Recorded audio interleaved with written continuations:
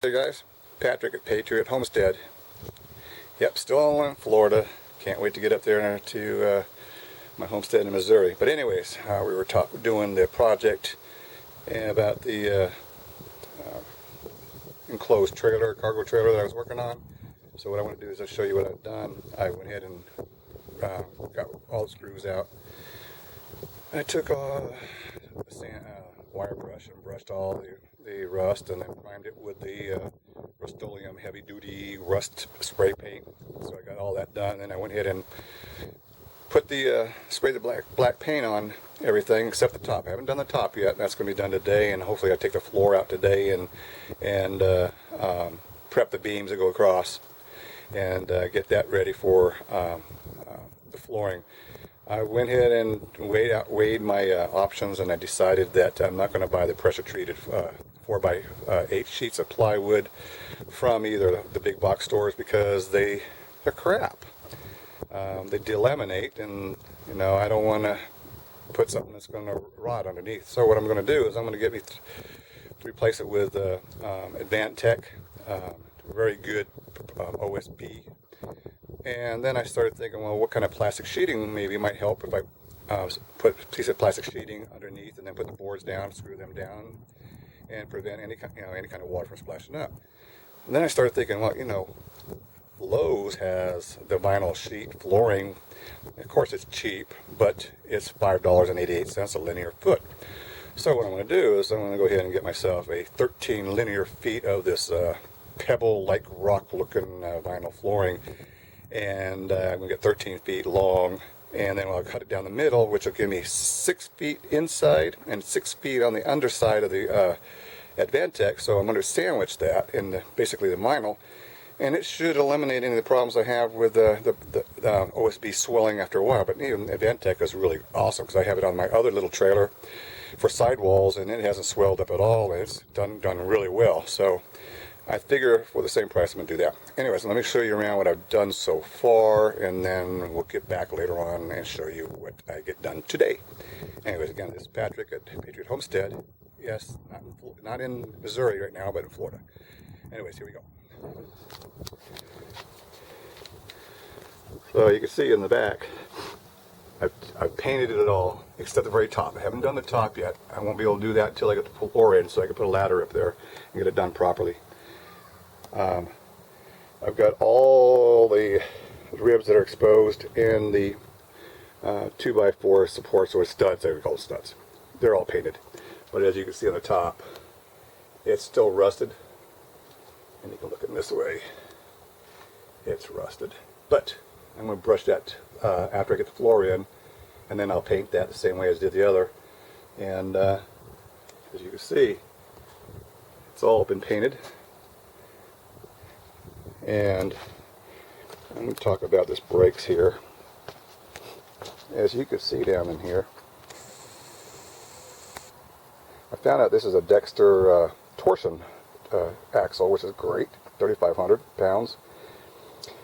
There's that square plate right there, and that'll help you, that enables you to be able to put electric brakes on. So what I'm going to do is, since I plan on towing this up and down from here in Florida to Missouri, I'm going to go ahead and install electric brakes. I'm changing this whole wiring system from a 4 flat blade to a 7, so that I can go ahead and enable brakes on this trailer. Also gives me the 12 volt auxiliary power, so I can go ahead and put a battery inside the trailer, and when I'm driving it'll charge the battery up. Also, if you see here, there's 2 oval cutouts for lights, for brake lights. So I got new lights to go in here. I got brake lights I'm going to put in here, and then I got white ones so that I can have backup lights. So this trailer wasn't set up for backup lights, but I'm going to put it in there. I just got to verify which one goes where. I'm pretty sure that, I don't know, I'm going to find out which one is legal for me to have the brake ones on the top and the backup on the bottom, or vice versa. We'll see. And I got all my other lights that I've ordered for the light bar on the top, for the height. I got the ones for the corners. I've got the ones down here. I got the ones that go on the back top. I got the lights for that. I got one fender. I'm going to not buy another fender, but I got the 2 fender lights for showing the front and the back. As you see, I've taken the doors off, and I got it all painted up, so that's all clean. I painted the tongue, painted the front, and as you see at the very top, these roof joists have to be, or roof rafters have to be sanded and painted. And what I do like about it, there's a square cutout already for a 14-inch either air conditioner, vent, or fan, whatever you want to use. So that's good. I don't have to worry about putting that in. And so, as you see, there's my tongue, and it temporarily only has a 4 blade. But I bought the junction box for the 7. I'm going to put it under there. I don't know if I'm going to put it in there or I'm going to put it on the side. I'm not sure yet. I might put it in against the wall there. I'm talking about possibly right in here underneath the floor. And then on the side here, I'm going to I got a weight distribution hitch, because if I'm going to be towing stuff back and forth, I want to be able to equalize the tongue weight in my truck hitch. You know, the truck is old, it's a 1999 Tahoe, so it'll give me a chance to be able to make sure that the trailer is right and true. And then of course with the brakes, and then of course I got the lights for the top up here, and then I got lights for the bottom. You see remnants of the wires already. I'm looking at this tire, and the paint's coming off, but it's still holding air, so I'm going to probably sand it down, grind it down, whatever, get the old paint off, and then go ahead and prime it and paint it. I've done that before, and it comes out fine, just as long as the integrity is not compromised. I don't think it is. As you see here, there's the old window from the concession. I've got it painted, so I need 4 ribs that go from the top down to here to make the same up and down, 4 of them. So I had to go to my local metal supply store and then go ahead and weld those in place, so that now I have a complete place to put my siding on.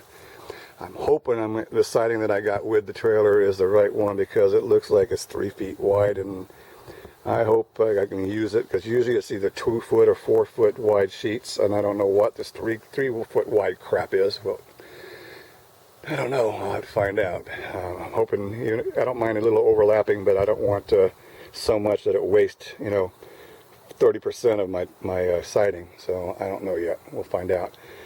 The plastic pipe right there is a 4-inch drain pipe with no holes. I'm going to try to cut it down the middle, and then use a heat gun to form some kind of a makeshift nose cap. I'm not sure I'm going to be able to, but who knows, I can try. And if I can get that on there, that'd be nice, because I don't want to spend $200 on one. I mean, it depends on where you get it and if they're even available. This is a Cherokee trailer. The company's out of business. So, not sure what's available that can be close enough to fit that, so not sure. Anyways, I got to work between thunderstorms. I don't know if you can see.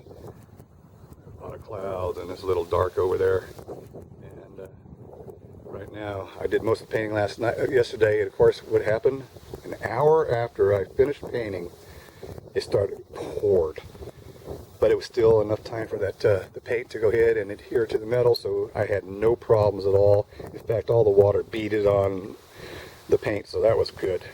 So as you see here, all these floorboards got to come up.